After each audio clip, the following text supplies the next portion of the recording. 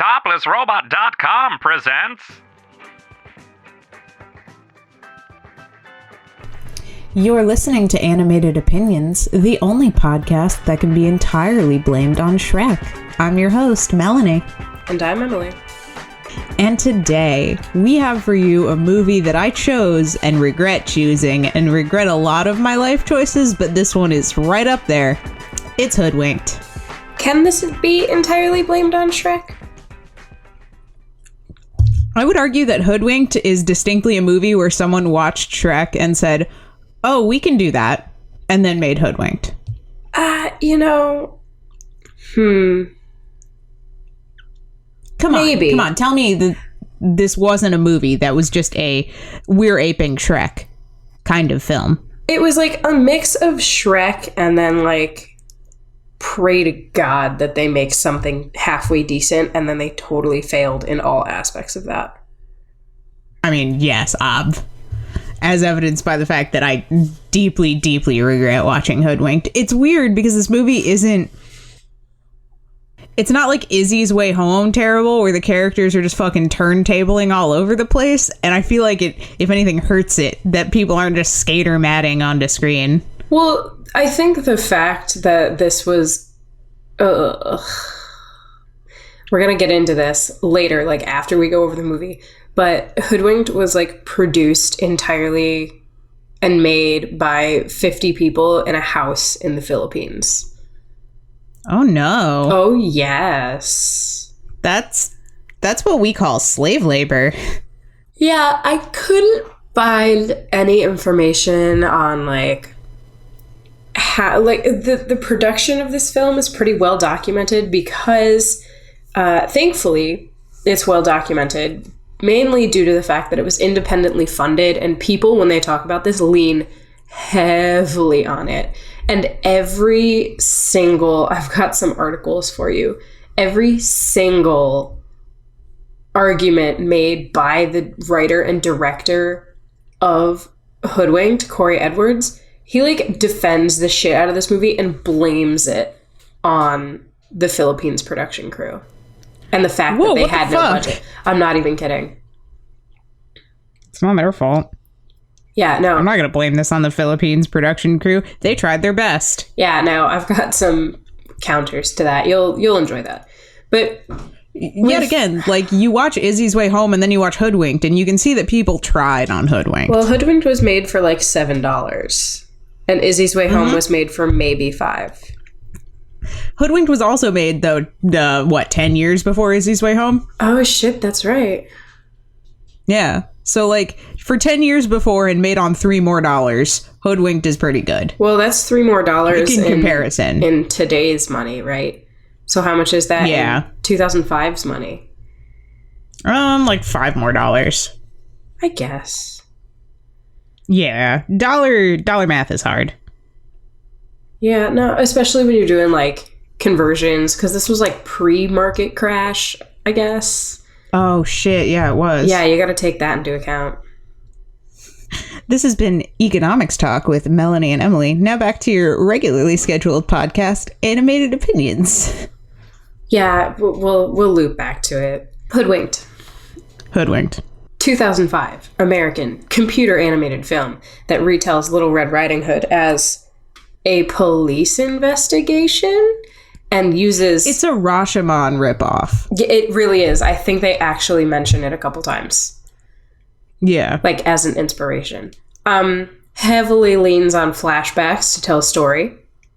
Great. Yep. My favorite. It was produced independently by Blue Yonder Films with Canbar Entertainment for a grand total of $8 million in 2005 money. Apparently, this was possible, the low budget, and the independent production. It was due to the decreasing cost of 3D software, which made it accessible to more than just large studios. Cory Edwards made this piece of steaming garbage, and he said, it's not a model to be followed. It was a once-in-a-lifetime, seat-of-your-pants kind of thing that just barely came off. I would argue that it didn't come off at all. However, he added that the process was worth going through to get the film made and encouraged aspiring filmmakers to be willing to follow it. He literally says, don't do this, but totally do. Yeah, just don't, but also, fuck yeah. You got it. So, working apart from a major studio allowed filmmakers greater creative control, but not being attached to a studio kind of restrained them a bit economically. So because they only had $8 million, the animation was produced in the Philippines with a less realistic design inspired by stop motion films. I take issue with that. We'll get into it after, because if I start going off, we're never going to talk about the plot. It's true. I'm ready to pop the fuck off about that. The Weinstein Company did not sign on as the film's distributor until near the end of production, and while the company had many roles recast, it otherwise made few changes to the film. Thank God. Which, for the meddling, greedy people at the Weinstein Company, I'm sure it must have been very, very hard. Especially because it would have been difficult to try and recut an English language film. Looking at you, Dougal. But thankfully, this movie is in American English and not the Queen's English, so it would be more easily understood by the uneducated plebs, aka Americans. It's also like 5 times as stupid as Dougal, which is saying something. I know, which is weird. But also, it's not unusual for a production company to step in towards the end of a film and decide to be a distributor and or throw a little bit of money at them, because there's a product to show. It's harder to get backing for a film that you don't have, whereas if you have something that you can shop around, you're more likely to get a distributor. So yeah, that makes sense. Structurally, the film was inspired by nonlinear crime dramas, and it was released shortly after the first 2 Shrek movies. So DreamWorks yeeted out. Wow. Yeah, they yeeted out 2 Shrek movies. So think about the quality of Shrek, and then we think about Hoodwinked. Mm-hmm. Just briefly hold that in your mind. Shrek, a film with some degree of heart and fun. Hoodwinked. Yeah. Hoodwinked, however, intentionally deviated from that series in its style of humor and certain plot elements. It was based in part on Cory Edwards' concern over exposing children to a high level of cynicism often found in the genre. I can only assume he means fairy tales as a genre, because he's exposing them to, like, police crime drama procedures. Yeah, and also there's a shitload of cynicism in this movie. This movie is, like, I would say way more cynical than Shrek. Its cynical bits are genuinely its best parts, too. Yeah, like, I think I didn't laugh, but I definitely scoffed a couple times. I laughed exactly 3 times, and I documented each of them. I haven't read your notes yet, so I'm really, really excited to see where you laughed. Yeah. So, this film was released by the Weinstein Company in Los Angeles on December 16th, 2005, for a 1-week engagement before showing nationwide on January 13th, 2006. And this release was done, the original 1-week engagement was done solely to qualify it for awards. I don't think they planned on it. Why? I don't think they planned on it having a theatrical run, but I guess it did well enough that they just decided to yeet it out into the world. And at the end of its theatrical run, it had grossed a total worldwide of $110 million. Holy shit, this movie was largely profitable. It was. Even if you add in all the movie stars, you genuinely came away probably with $50 million in profits based on movie stars voicing things and the ad cost. That's nuts. It was split about half and half too. So it made about $51 million in the US and $58 million in other territories and change. Holy.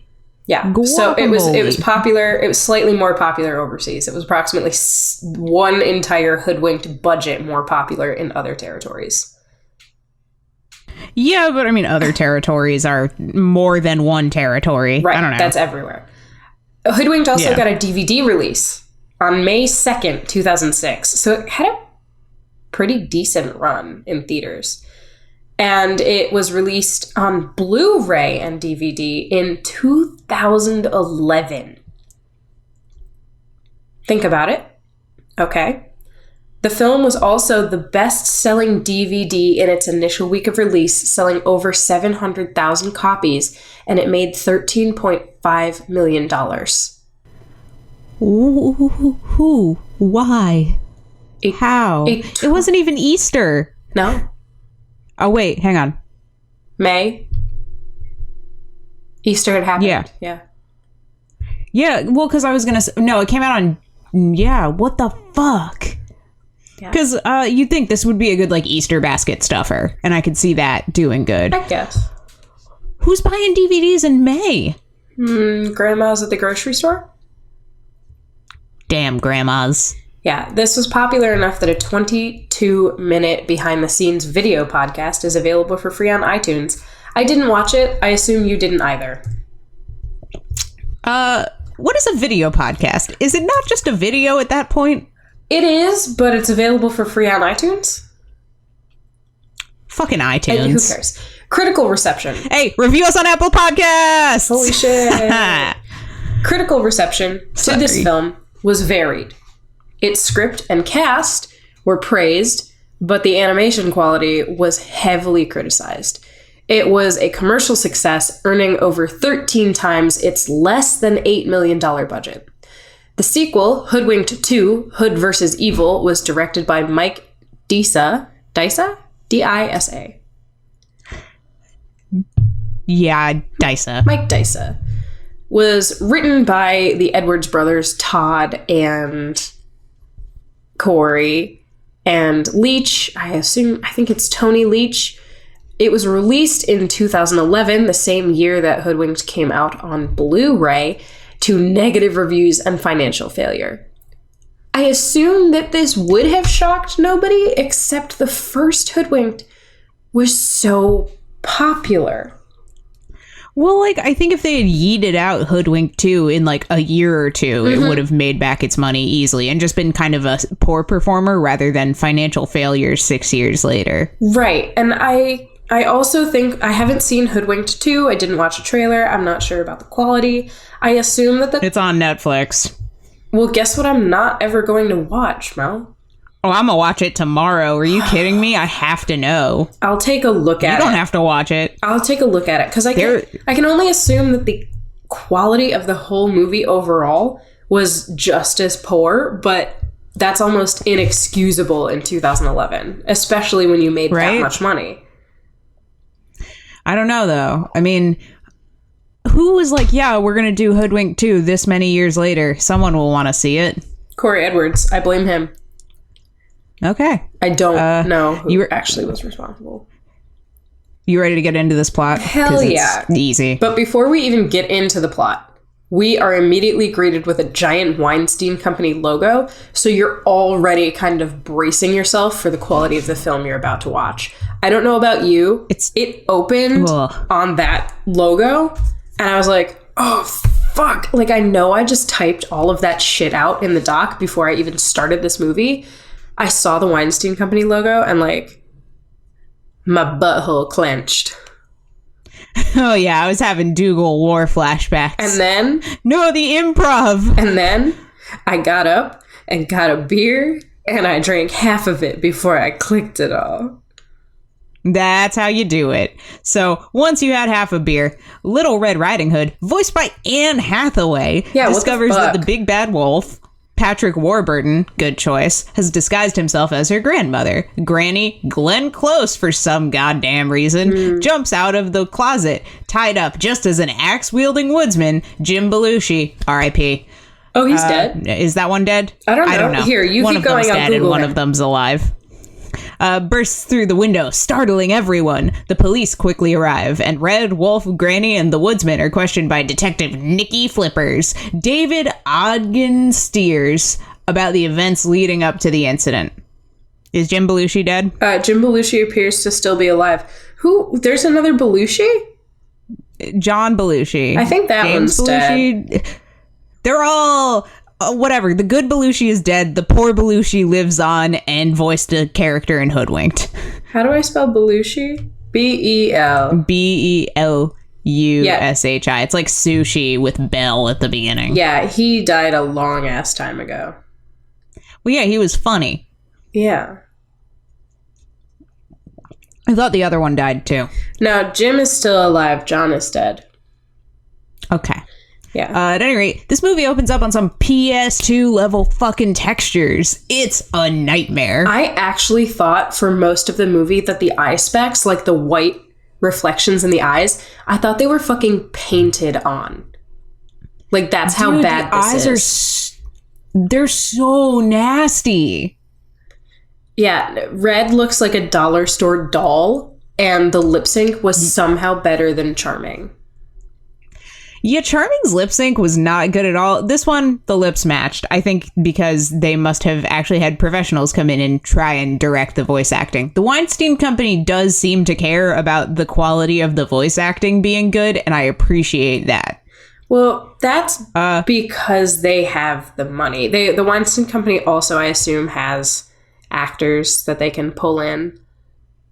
Yeah. And there's not a ton of dialogue by Anne Hathaway. No, and Anne Hathaway, like, really, this was an afternoon for her. She got to go to the craft services table, pick her ass up some nice, I don't know, roast beef sandwich. I'm not sure That's why what I'm gonna imagine. The lip sync was better. The performance seemed a little bit off, and I assume because the movie was redubbed with the main actors. But they had performances to go off. I think they pitched her up a little bit. I don't think they did. I think that's just how she voice acts. Anne Hathaway's voice is also higher than you remember it being, and this is 2005. Oh, that's right. Yeah, she's fucking young. Princess Diaries Anne Hathaway. Yeah, okay. Yeah, this is young Anne Hathaway, and she is wasted in this movie. But I definitely think that the voice acting and the performance is slightly better, only because they had performances to base it off of that were already in English. So they're not. It's less that they're trying to match whatever mouth flaps exist. They have a performance. They know exactly how it's supposed to go. Yeah, and I mean the voice talent is fine. Everyone's doing a good job. They try their best to sell this, and doesn't really work. It's not their fault. Yeah, we definitely should have skipped on the fur and hair textures as well. Like the wolf looks like current Sonic the Hedgehog. Yes, he does. 100%. 100% these should have been solid textures. Because when they do the hair, it looks like they attempted to do... they look prickly. It's not a hair groom. Yeah. It's like we fucking applied a fur texture in Maya. Which they did. That is exactly what they did, by the way. God. But yeah, it looks like garbage. It ruins the lighting as well and makes the movie look even cheaper. Oh, I have facts about the lighting. Oh, snap. You want to give them now? Let me just say that the lighting and compositing was not done by the studio in the Philippines. They outsourced it. They outsourced an outsourced movie. Yeah. To India. Oh, no. So you're getting interesting. We'll dig into that a little bit more. I liked the tiny little arm movements on the woodsman. They were terrible, but it was great unintentional comedy.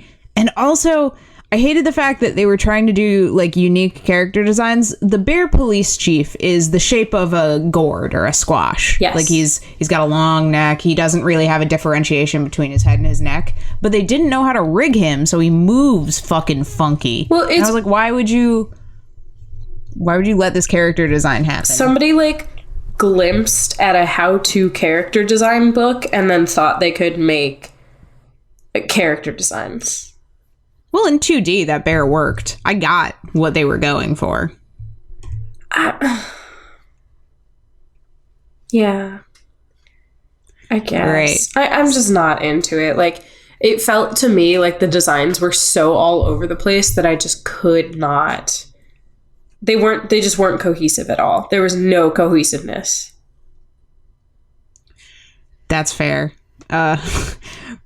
Once they're questioned by Detective Nikki Flippers, Red explains that she was delivering goodies for her grandmother when she discovered a threat from the mysterious Goody Bandit. Hoping to save her granny's recipes, she embarks on a journey to take them to the top of a nearby mountain where Granny lives. On her way, she encountered the wolf, who asked her a series of suspicious questions.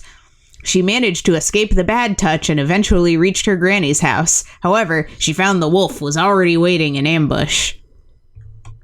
I definitely stopped paying attention already. Like, Red starts talking, and I stopped paying attention.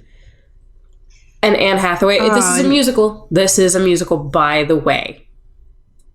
This is a musical with, like, 4 songs in it, and they're all bad. And Anne Hathaway is wasted on it. Also, all of the human designs are just terrible. Everything is terrible. At one point, Red is riding a bicycle, and the animation on her riding the bike is awful. And then on top of that, the bike isn't even on the background. Like, it's just very clearly they didn't have the bike and the background mesh together at all. I, like, physically had to look away by that point. You made a good choice. Also, he doesn't come up in the plot summary just yet, but Andy Dick plays a bunny called Boingo. And I'm going to ask you here to allow me to tell the story about why Andy Dick is the devil, specifically for people who love animation. I am unaware of who Andy Dick even is, so please go ahead. Go off, fam, if I may. Yes. There was a lovely voice actor, Phil Hartman. You may have seen him in movies and television, such as The Simpsons. He played the smarmy dad in Honey, I Shrunk the Kids. His voice is super obvious and noticeable, and it's so good. He plays Zach Brannigan on Futurama. Okay, yeah. Yeah. Beautiful voice. Lovely person, too, apparently. Until, that is, he was murdered by his wife. What?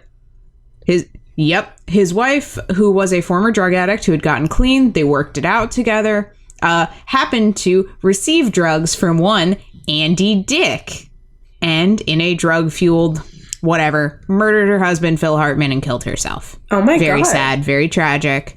Yes, and then John Lovitz, a comedian who I also love, a part of the Adam Sandler crew, voiced the Critic. Maybe you've heard of him, is out and says some nasty shit to Andy Dick because Andy Dick deserved it. And Andy Dick looks at John Lovitz and goes, "I'm gonna put the Hartman hex on you. Jesus I killed Christ. him." John Lovitz beat the shit out of Andy Dick. Hell yeah. Yeah, and John Lovitz is like a squat little dude. Just walloped him. I need to see what John Lovitz looks like now. Please, go ahead and Google him. But yeah, Andy Dick is the worst. He does a good job in this movie. Still the worst human that's ever existed. Hell yeah, John Lovitz. Yeah, John Lovitz can do no wrong for me ever because he not only defended Phil Hartman, but also just beat the shit out of Andy Dick. Who is he in Brave Little Toaster? John Lovitz? Yeah. I don't know. That's a good question. Hold on, I'm looking it up. I love Brave Little Toaster is one of my favorite movies. Hi, everybody. What about the Brave Little Toaster Goes to Mars? Oh! Yeah, bitch. Okay. See? This is all animation related. Yeah. That's all that matters. So we're totally still, everything is fine. I still definitely thought the eye specs were painted on, but like they're part of the eye model. And then in the very next scene, I was proven wrong, but they still look terrible. Like there's no, you want to know what it is? There's no reflection in the eyes. No, there's none. It's just a blank, like Lambert fucking shader. So there's no eye spec, there's no actual reflection. Her eyes didn't blink in sync in one scene, and I think I died a little inside seeing it. I didn't see any of that shit. It was just one scene where one blinks like a frame after the other. Yeah. And it's so noticeable because when eyes don't blink together, you're like, what's wrong? Oh my God. Well, this movie just it looks unfinished. Okay. To be absolutely, totally fair, eye blinks are not necessarily perfectly symmetrical, but when you do it correctly, it's very hard to tell unless you're going frame by frame. We're not talking like lizard blink level of quality here, which is what this movie, I assume, did.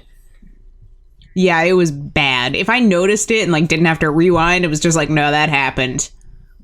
Yeah, there's a singing goat on a roller coaster who serves no purpose. Okay, the goat got my first laugh because he is cursed. He was cursed 37 years ago by a witch to sing everything. It was so stupid that it made me laugh. He sings a song that has nothing to do with anything. I was so lost and scared.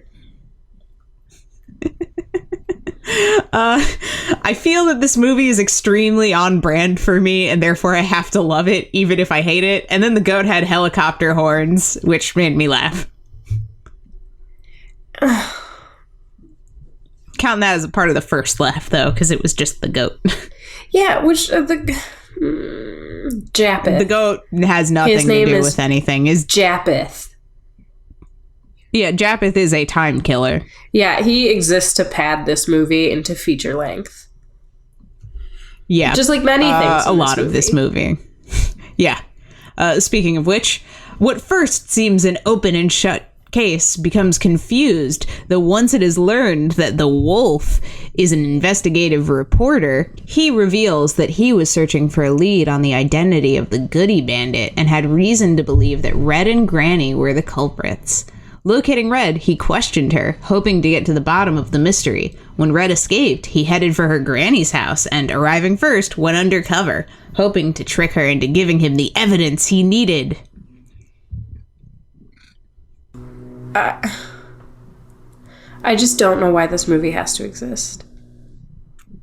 Blame Shrek. That's this season's theme, is blame Shrek. I don't blame Shrek so much as I blame every single money grubbing creative who saw Shrek and went, we're gonna do the same thing because Shrek made money. You can't blame Shrek for other people's greed. Okay, that's fair. Can I blame Shrek's success? Yes. Like, it's not Shrek's fault. It is just that the existence of Shrek made this possible. Shrek doing the 180 on the fairy tale genre and making people see that you can make fairy tales cool and hip and fun ruined the fairy tale genre. Yeah. And also ruined animation for a couple of years. Solidly. Well, it's still ongoing. Charming came out last year. Charming is like the last yeet of the industry to see if the Shrek formula still works until Shrek 5 comes out. Fuck you, Shrek 5 isn't happening. What? I thought Shrek 5 was a lock. No, they totally said that Shrek 5 was not happening. I heard Shrek 5 was happening. No. What the fuck? No, what you heard... Fine. What you heard was Chris Meledandri, fucking Lorax, Illumination, Chris Meledandri, publicly said, I want to make another Shrek movie. And fuck that guy. And or maybe a Puss in Boots movie. And everybody panicked because they were just like, wait, that's not DreamWorks. And then they had to backtrack his statement. So yeah, no, you can find on Cartoon Brew and Animation World Network, you can find the article where Chris Meledandri was like, I want to make a Shrek movie. And everybody was like, you want to what now? Why do we need more Shrek? No one needs more Shrek. So yeah, that was publicly announced by Meledandri and then immediately corrected by everyone else. So that's not a secret. Okay. But yeah, we kick into the Wolf's timeline here. And unfortunately, Patrick Warburton's voice cannot save the fact that the second we kicked into this timeline, I was more confused and more bored than I had been with Reds. Yeah, there's a fake camera move and it's just bad. And then there's a porcupine character model and it's also bad. I paused the movie, I think to get another alcohol or to get some water or to do something. And I realized that I was only 20 minutes into this movie. No. And I was scared. Yeah. You mentioned that you think it was boring, and I was like, I don't know, maybe it's not. No, it was. I think I was hoping that I would be more amused than I was. Like, at least with Charming, I was kind of like, yeah, okay. Like, I wasn't actively bored out of my skull, but, like, I could never have seen Hoodwinked and been the same person. It's weird because all the stories are technically different, but I feel like they're just retelling us the same information over and over again. Yeah. Also, there's a squirrel character who hangs out with the wolf, Twitchy. and he's just Foamy the squirrel. Fucking, wait, who's Foamy the squirrel? An internet flash cartoon from this time period. He was very popular. High-pitched squirrel. Okay. Said a lot of foul things. Okay, I don't know who Foamy is, so I assume that everything is fine. Yeah. Everything's good. Also, did you see the wolf just standing in the water mesh? I did not. It was so bad. Yeah, It was so awful. Yeah, nothing about this movie was appealing. The voice work, like I said, the voice work is fine, considering, but it's not the best. This segment of the movie is just a series of Looney Tunes jokes with the wolf. Like, it's all Wile E. Coyote gags. It's fine, I guess. TM. But then he says, Nikki Flipper says something about him being uncouth, and he goes, well, I was raised by wolves. And I think it was the Patrick Warburton delivery on it, but that made me chuckle. Laugh count 2. Yeah, they tried. Yeah. They tried. You can throw a lot of shit to the wall, and eventually something will make me laugh. Here we go, though, onto what I think is the worst part of the... no, the next one's the worst one. This Second was my worst one. favorite part. Of course it was. When questioned, the woodsman, Kirk, reveals that he is in fact an aspiring actor who was only trying out for the part of a woodsman in a commercial. After his schnitzel truck was robbed by the Goody Bandit, he went out into the woods to get in character for his role and spent the rest of the day chopping trees. A large tree rolled after him and pushed him through the window of Granny's home. The investigation then turns to Granny, who reveals that, unbeknownst to her family, she is an extreme sports enthusiast. During a ski race earlier that day, she was attacked by the opposing team, but got away safely after learning they were hired by the Goody Bandit. Oh boy. Yeah. That was a short summary for what was half of this fucking movie. Yeah. I hate the woodsman model. He's terrifying, and I want him off my screen. You've said that already, but I wasn't really paying attention to the model so much as I suddenly glanced up, and now there's a song about schnitzel, and it was my favorite fucking song. I was ready to leave. It was bad. Also, the children on screen during the schnitzel part were like little. They were awful. Those were bad. And then fucking Granny. That was a fuck this shit I'm out moment. Like when she reveals her neck tattoo, I was like, all right, I'm done. Yeah, Granny being in like fucking X Games mode. Fucking.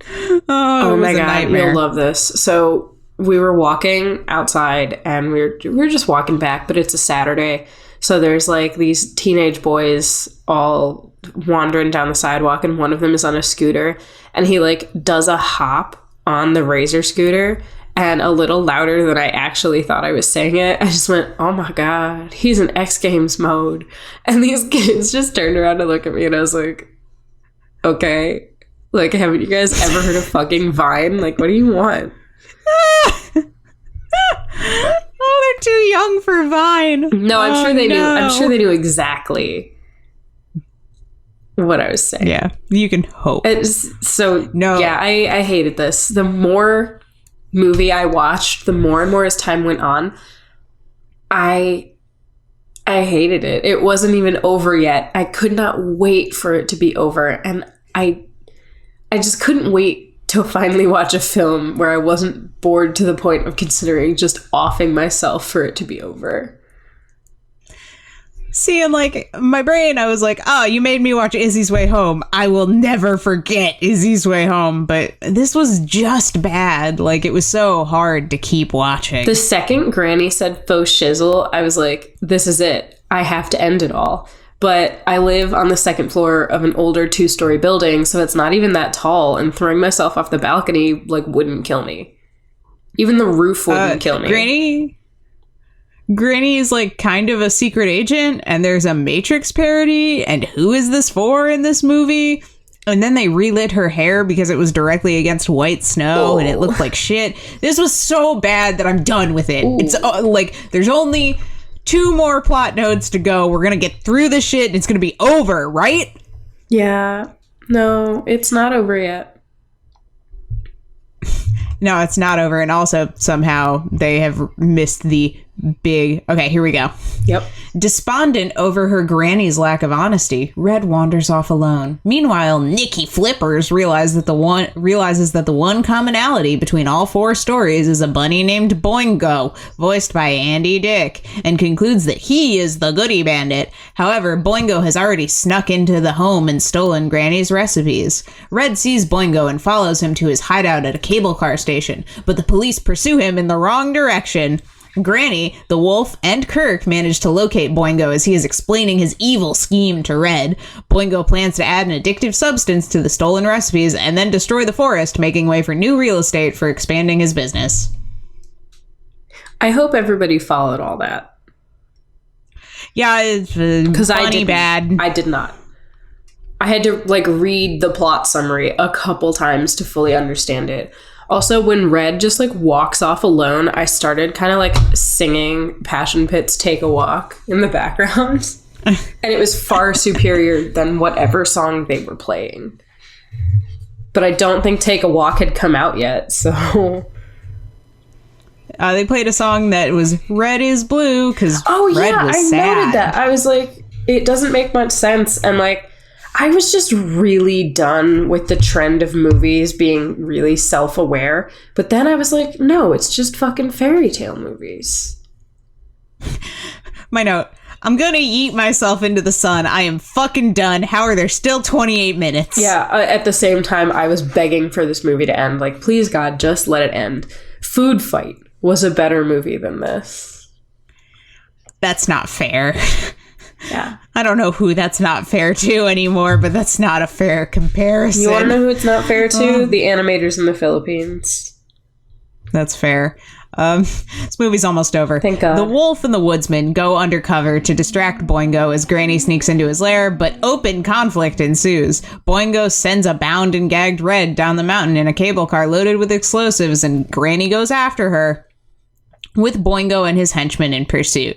Red frees herself, escapes with Granny. The police wait at the bottom of the mountain, arrest Boingo, and it's all good. Sometime later, Kirk becomes a successful yodeler. Red, Granny, the wolf, and Twitchy are enlisted by Nikki Flippers to join a crime-solving organization called the Happily Ever After Agency, thus implying that this movie was always set up for a sequel or television series or something. Yeah. And it just took them a long time to fucking get to it. Yeah, this was where I went, I guess the bunny's the bad guy, but I was too distracted by something screeching outside my apartment. I couldn't tell if it was a dog or a person, so I had to get my dog to settle the fuck back down so I could finish watching the last 20 fucking minutes of Hoodwinked. Because that whole plot bit right there fucking is the last 20 minutes. Yeah. The evil villain song that the bunny sings actually kind of works, and then he says, "You've been hoodwinked," and I was like, oh, I'm out. Goodbye. I could not remember for the life of me any of the songs in this. There was more singing than I ever wanted this movie to have. The bunny was lacing treats with cocaine. I don't give a fuck. I ended up on Tumblr. I'm not sorry about it. The bunny sucks. The movie sucks. Somebody stood by this, and it was a choice. And it was a bad choice. My final note is just, Emily, I'm sorry. You fucking better be. At least Izzy's Way Home was, really terrible. Absolutely terrible. Yeah. Izzy's Way Home had some, laughs at the animation. This is just nasty. Skater, skater, Matt. You found some... Skater, skater, Matt. Skater fucking Matt, you found a lot of facts about this film that you probably want to talk about. Well, I said, this... Oh, ow, I hurt myself. Jesus. Like I said. All right, old woman. Well, I hit my knee on my desk. Oh. Don't fucking judge me. Poor baby. This movie had a very well documented production because it was independently produced. So that makes it a little bit easier for us. Now, Hoodwinked. Oh, God, I don't even know where to begin. Cory Edwards served as the film's main director because he apparently had more experience with animation, comedy, and children's entertainment, while his brother Todd Edwards served as co-director. Sue B. Montgomery and somebody with the last name of Stutzman, who I do not remember, were joined by Disney animation vet Dave Lovegren as producers on the film. So there were 3 producers. Todd and Cory were the directors. They kind of pitched this around a little bit. Cory Edwards wanted to produce multiple films at once, but what ended up becoming Can Bar Entertainment in 2002, they were just like, no, let's do one film at a time. Like, Can Bar agreed to fully finance this film before seeing a finished script, and they wanted to release the film directly to DVD. So this was meant to be direct to DVD, which makes sense. Initially... Yeah, that does make sense. Initially, they were working out of Tony Leach's apartment. Cory Edwards did the storyboards. Todd Edwards did the script while simultaneously writing the songs. Leach also edited the story reel. And then the producer, Sue Montgomery, showed the test screenings of the story to children in her neighborhood to gain input from their reactions. Apparently, we thought about cutting the goat, but they chose not to because he was apparently very, very popular at these screenings. And we can also blame children for Twitchy having a large role in this because I guess they really, really enjoyed him. You know, the children were right about the singing goat. Made me laugh twice. Yeah, I'm kind of torn on the singing goat. I genuinely think the singing goat was funny, just like... Since all of this movie was pointless, he felt additionally pointless. That's fair. Yeah. So, in an effort to save costs, the film's cast was originally going to be composed of friends and family members of the filmmakers. We are literally talking like cousins, childhood friends, random people that got roped in. But the Weinstein Company called for a celebrity recast when they stepped up to like produce and distribute. And that is how we get the cast we have today with Anne Hathaway, Glenn Close, Patrick Warburton, etc. Now, nice. The animation for this movie. So that's just like your background, like bullshit. I don't actually care about producers and directors. Here is what I like. The animation. The film's animation was done in Maya. Okay. And in an effort to save more money, was done entirely in Manila. Manila. Was done entirely in the Philippines, in Manila. The producers, Sue B. Montgomery and David K. Lovegren, founded the animation studio Digital Eye Candy for the purpose of the film's production. Okay, that's fine. Cory Edwards traveled to the studio a total of 15 times over the course of the film's 3-year production. Oh. That's not enough. No. Basically, not enough at all. What it sounds like was that they were just kind of like, make this movie, I'll come visit occasionally. And then they were blamed when the movie didn't go well. Wow. Yeah, or like didn't look good. So this was also, they didn't even like rent a studio space. It sounds like they just rented a giant house in an expensive part of Manila. But because I guess it's the Philippines, Cory Edwards was like, oh, the rent it's not even more than my 2-bedroom apartment in Los Angeles. Which, to be fair, apartments in Los Angeles are very fucking expensive. But this is like 2005 money when you could actually get a 2-bedroom apartment in Los Angeles for less than 8 paychecks. Yeah. Yeah. Lovegren. David K. Lovegren of Disney. He attempted to start an independent animation studio in the Philippines before 2001, and this was called Imagine Asia.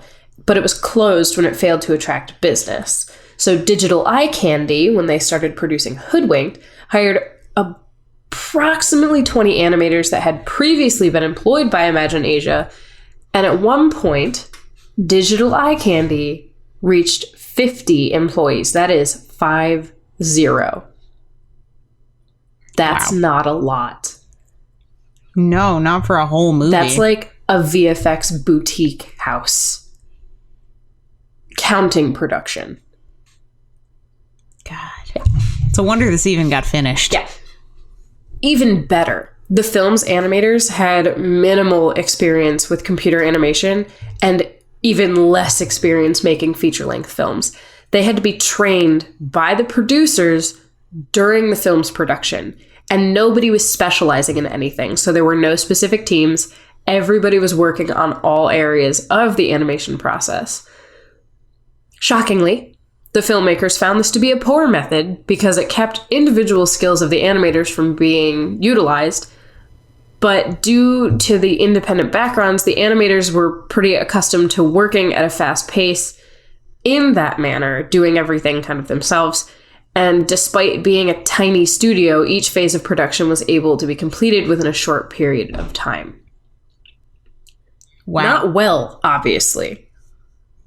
Yeah. So, yeah, we got this movie done really, really fast, but like, I would say at what cost? But the cost was $8 million. So at the cost. Yeah, at the cost of $8 million. But even better, the filmmakers found that the most difficult aspect of producing the film independently was the inability to fix the mistakes of this movie. So if there was something that came back, Todd Edwards explained, it became an equation. I have 10 things I would like to change on this shot, but I have the time and the budget to do 3. Pick those 3 and then let's move on. And that was hard to do. If you are getting shots back that you don't have the time and the money to fix, hire better animators.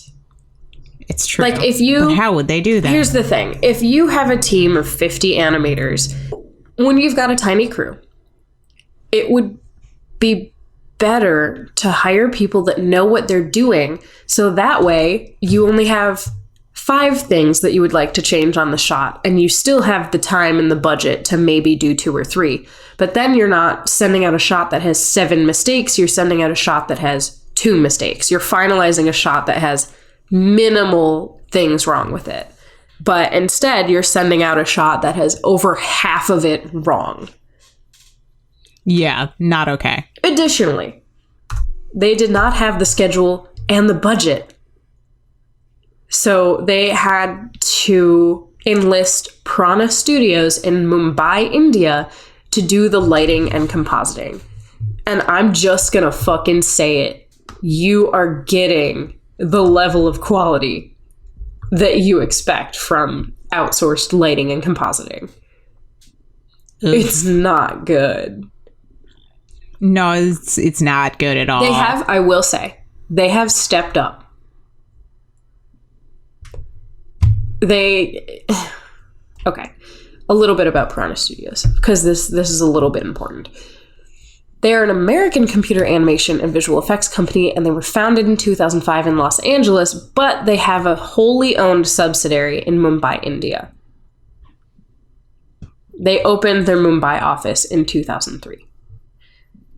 They work pretty closely with the Weinstein Company as of 2008, and they've definitely gone up in quality. Like they've outsourced, but I don't know. I think the budget does have something to do with it, because they do also work with Disney.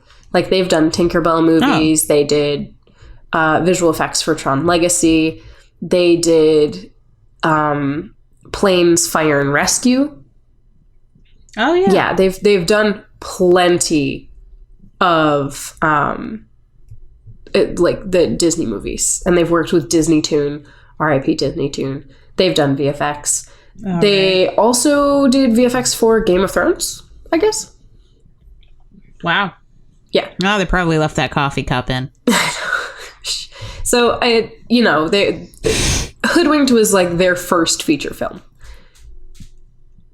You're kind of getting the exact quality that you're expecting for an $8 million budget as your first feature film. First listed feature, I will say. This is the information that I have found and the information I can provide you. Yeah. So, here is where I get grumpy as fuck. Yeah, it's time. Knowing that they could not match the quality of other computer animated films. This is 2005. We've had Shrek. What the fuck else have we had?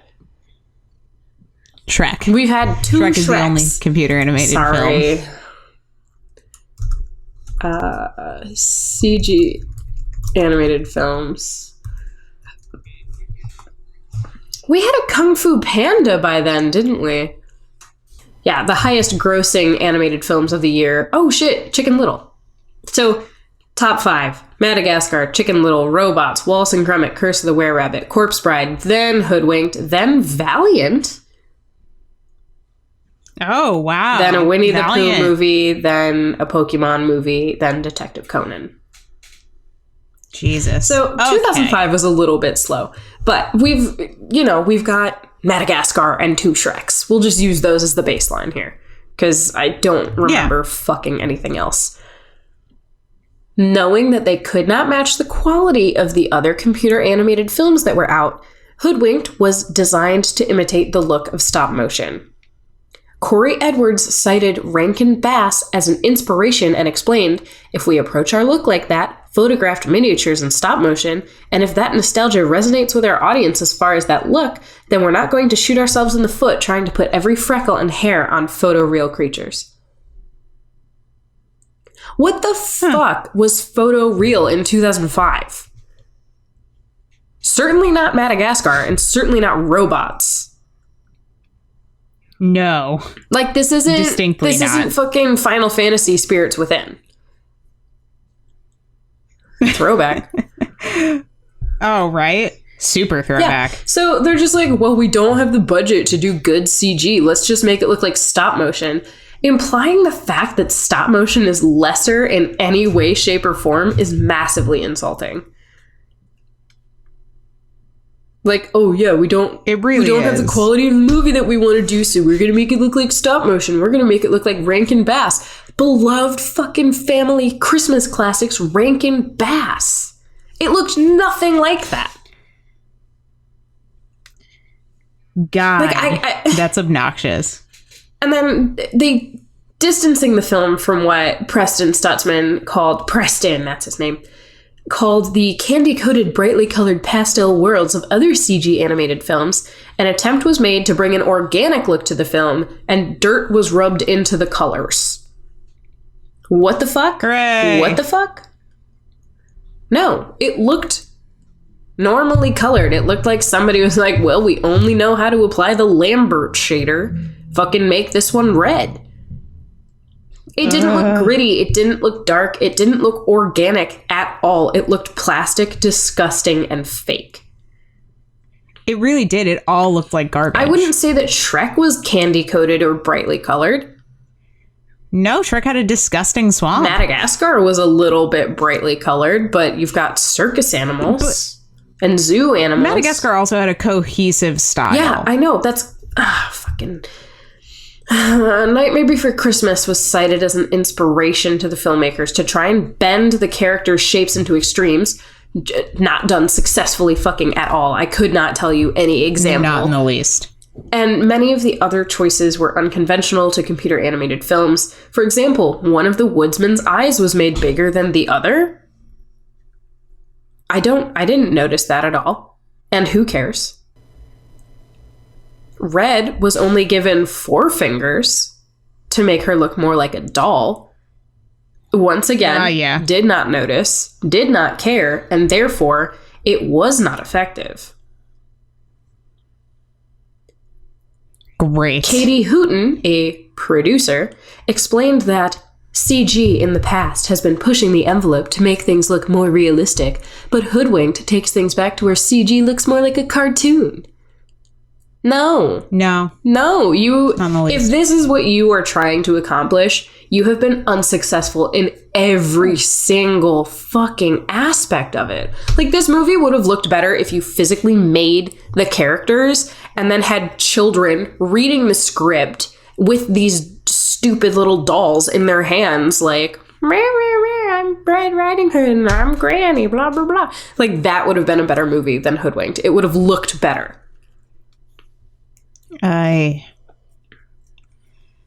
Cory Edwards. This was so bad. Cory Edwards. It looked like shit. He's still somehow doing things. He is currently tapped to write and direct the Fraggle Rock movie for the Jim Henson Company. Cory Edwards has been attached to Hoodwinked and Dougal. Heh. Stop. Nobody, like, here's one of the problems, too. Nobody in Hollywood really fucking cares. That was Hoodwinked. What a movie. Oh, no. I was going to pull up Cory Edwards defending criticism of his film on Hoodwinked. Oh, God. Why? Why would you do that? Actually, I don't know if I can. You want to do that? It's fine. No, it's fine.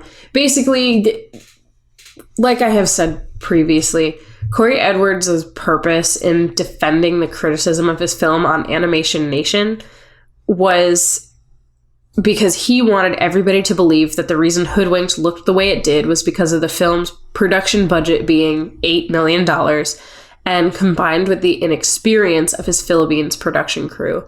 And this person is like the writer of this article from 2006. Like, this is an immediate rebuttal. The budget was not the primary barrier to the low artistic quality, because if you think about it, we had things like The Triplets of Belleville that also was produced for $8 million. Bill Plimpton does things for well under $1 million. And I love this. Hoodwinked lacks any such artistic motivation. The only vision behind this film, as far as one can tell from the finished results, is a shrewd opportunity to capitalize on the fairy tale skewering success of the Shrek franchise. The production was clearly set up to create a lame CG knockoff of Shrek and not to create a distinctive animated film appropriate to the budget. Oh, jeez. And, like, people... I don't know. Cory Edwards has said that the only way he can create something of artistic value is if somebody gives him more money.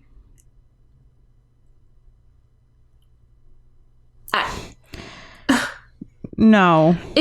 I mean, yes. You can't blame sense. an overseas production crew for things that should have been addressed in pre-production. Like, if you understood how animation was, like, real artists do not blame other artists on their crew for the film's shortcomings. Hoodwinked was bad long before it was ever shipped over to the Philippines. Agreed. Also, it wasn't fair to put an unmanaged team in the Philippines of inexperienced animators together and expect them to crank out Shrek. Right. They were given minimal direction. Yeah. Absolutely. They did their best. Minimal. They tried their absolute fucking hardest. That's why this movie isn't as bad as Izzy's Way Home, is because you can see that there was real ass effort put into it. It's... God, it's so... On the animator's part. It's so upsetting to me that... Oh, God. Hollywood and the film industry in general, especially the live action, animation, it's not that it costs too much or that there aren't enough talented animation directors, like people who know how to direct for animation. It's that the live action people just don't understand animation, and they are the people that call the shots. And like, this is how we got Robert Zemeckis. This is why I like when we watched fucking Mars Needs Moms and we're like, can Robert Zemeckis be stopped? I pointed out that the mocap, it's closer to directing live action. And the reason it probably looks the way it does is because he is a live action director. That is what he's comfortable with, and that is what he knows. But you can't have a live action director who knows nothing about animation just step in and just be like, yeah, I'm going to make all these movies. I'm sure in very, very rare cases it works, but it clearly is not the best model. On that note, B-Movie 2. Let me write it. B2V. B2. Fuck. I'm mad about Get out it. of here. I'm mad about it. How fucking dare you? To close this podcast, please be certain to sign the petition to allow Emily and I to write, direct, and handboard B2V, B-Movie 2, along with the very limited input of one Jerry Seinfeld. If anything, we would like him to come into the recording booth blindfolded and have his lines fed to him by a paid intern, so that way, one, that intern can eat, but two, he'll have no idea how to act, and the movie will be even more confusing. No. I want them to literally feed him the lines. Like, each line is written. Oh. Each line is written on something, and he has to guess what it says. Like, we give him the basic plot, and we tell him, like, we describe the scene in the storyboards, and then we physically feed him the bits of paper. We can make it edible paper, but, I mean, all paper is edible if you try hard enough and you believe in yourself. Like, actual edible paper. It's true. And, I don't want Jerry Seinfeld to get an upset stomach while he works on B-Movie 2. But this intern is going to have to sit there in the recording booth with Jerry Seinfeld and feed him strips of edible paper, and then Jerry Seinfeld has to do whatever line he thinks is on that script piece of paper. Please support our Patreon specifically to get this done. Sign our petition. Go stand outside of your local Blockbuster Video until we direct B2V. Thank you for listening to Animated Opinions. This has been a mission. Kill me.